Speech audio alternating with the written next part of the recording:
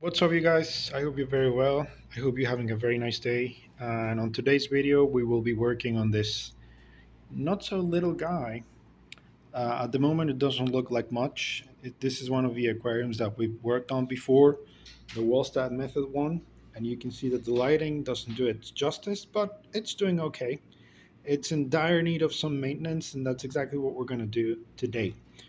If you've never seen videos from the channel, let me tell you about this little guy.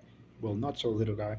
It uses the Wallstad method, which involves applying a substrate at the base with lots of nutrient and then sealing off that substrate with in-earth, maybe gravel, maybe sand, nothing organic, and then planting heavily, which is going to it's going to oxygenate the water. It's going to filter out the excess nutrients in the water, and that's going to make for a very nice natural ecosystem in your tank.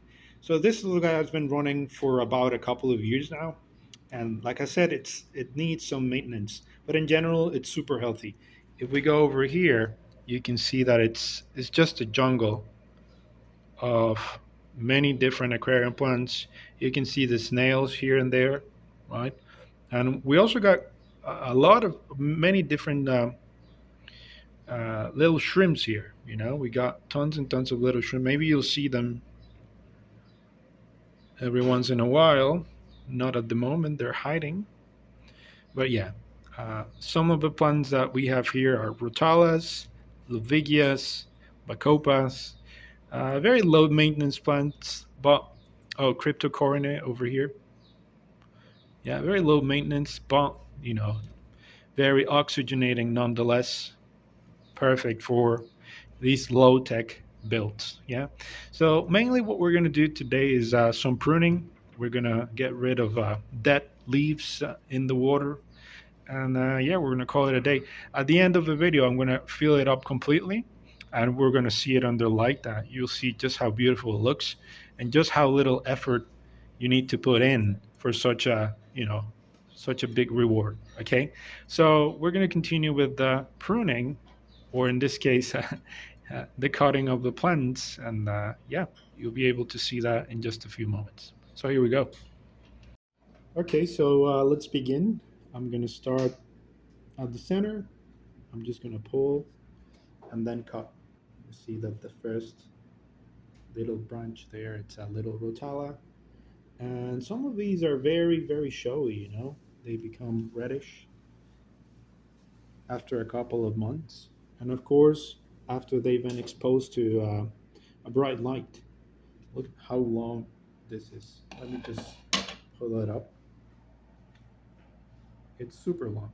Right? So, like I said, it's in dire need of maintenance.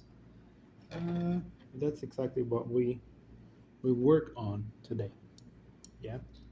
So another thing that I wanted to say about these little natural builds is that sometimes people, just because they're so easy and you have to do so little, what happens is that you just forget about them, uh, and you don't top off the water that evaporates. You don't remove maybe like a big chunk of dead matter, but that is the step that you do have to take. You can get away with a lot of things or not doing a lot of things with these little guys, but it's really important that you, from time to time, that's part of the joy of having these, to tinker with them. Yeah, a little bit of maintenance here and there.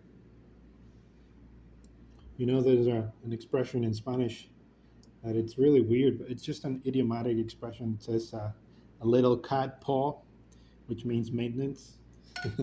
So a little bit of a cat's paw doesn't hurt, you know. So we'll continue doing this. And let me take this opportunity to also thank you for the support of the channel. We're almost 500 now.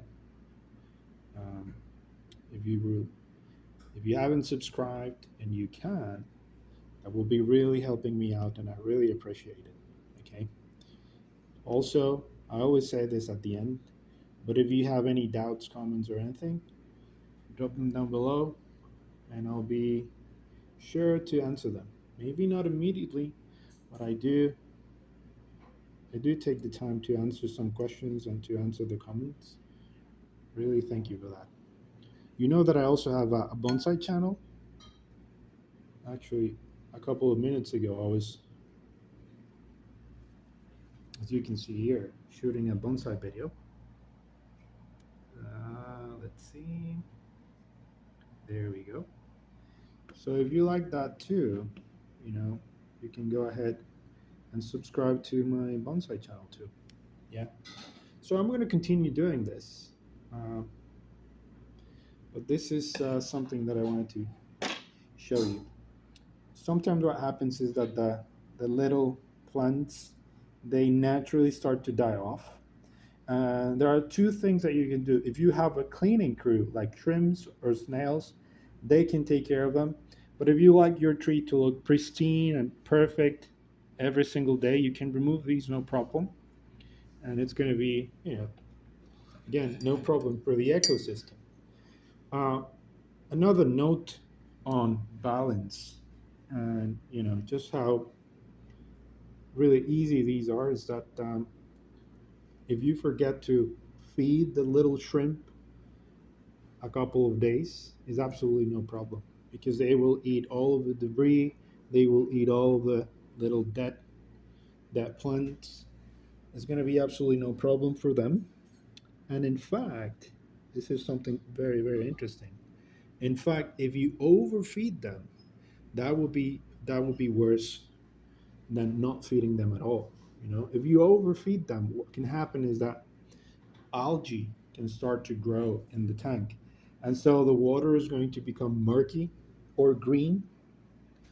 It doesn't do anything to the little fish or the shrimp or whatever, but it doesn't look good, right? And part of the hobby is we want them to look good. Here we can see a cryptocoronet that I was telling you about. Really beautiful, you know. But other than that, don't overfeed, top up the water, remove dead plants if you want. That's it. That's all you have to do. Yeah. So the last thing that we're going to do is top up the water, put it in its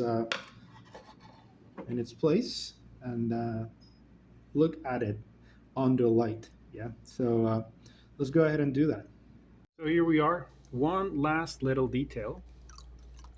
Uh, reverse osmosis water. You know, no chlorine, no nothing. Otherwise, you're gonna hurt the little fish.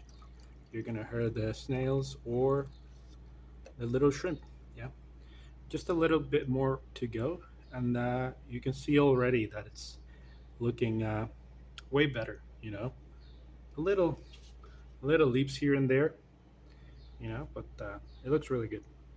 Little guy there at the bottom. Let's continue. There we are. A couple of triceratops there, but this is the last shot. You can see how beautiful it looks, right? I have it here in this stand. This is the light that I use, just the typical indoor LED light, and that's it. That's it. Literally, that's it. Not a lot of maintenance. Very very easy, and it looks really really good. The next couple of days, I wouldn't feed the little guys just because the water has a lot of nutrients, right?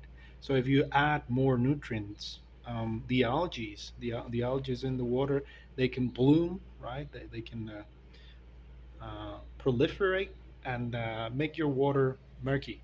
Yeah. So the next couple of days, maybe 2 days, I won't feed the little shrimp. But other than that, yeah, just a pinch every now and then, and your little guy should be really, really happy. Yeah. So anyway, that's it for today's video. I hope you liked it. Again, if you have any doubts, comments, questions, anything, drop them down below, and I'll see you in the next one. Okay. Bye.